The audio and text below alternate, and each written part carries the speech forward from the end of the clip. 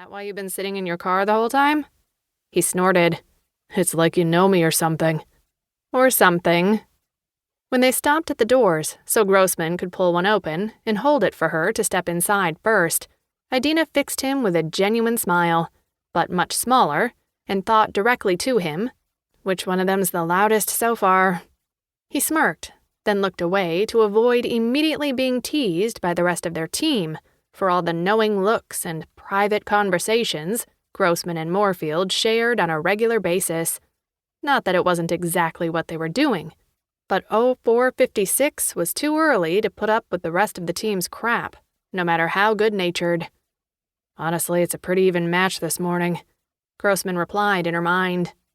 When he stepped into the lobby after her and let the door close behind him, Idina scanned the room to assess the rest of her team. Bam sat on the floor with his back against Captain Iron's desk, and that was only because Irons wouldn't be caught dead sitting behind his desk outside normal business hours, let alone this early in the morning. Trigger paced back and forth, with her gaze practically glued to the linoleum floor and her hands thrust deep into the pockets of her cargo pants. Wilson and Chandler sat in two plain metal chairs against the right-hand wall, beside the closed doors to the small offices, which was weird because there normally weren't any chairs in the lobby.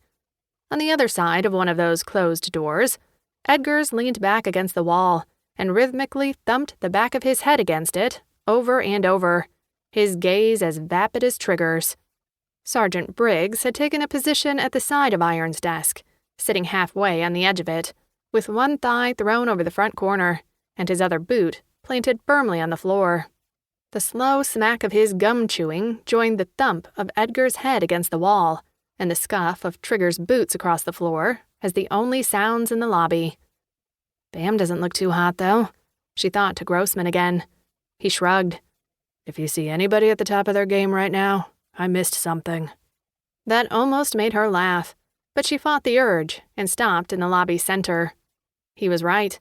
Everybody looked like they were as skeptical as Idina of how this next briefing would go. After what they'd been through in the last several weeks alone, every member of Bravo team expected it to go straight down the toilet.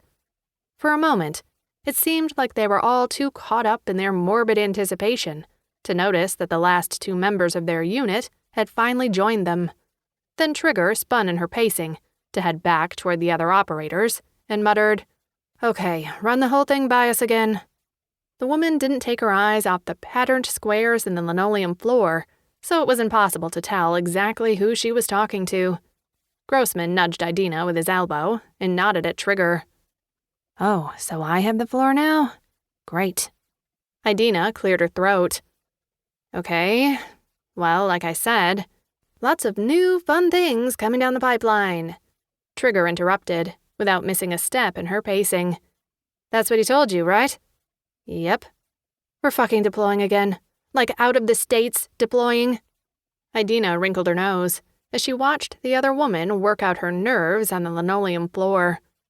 "That's what it sounded like. But he didn't tell you that specifically. You fucking guessed." When Idina didn't have a response for that, Trigger stopped short and whipped her head up to stare at Corporal Moorfield. "Right?" "It was a guess that he pretty much verified," Idina replied carefully. "I told you guys about it last night because you deserve to know as much as—" "I need specifics here, Moorfield." Trigger snapped her fingers. "Quotes. Facts.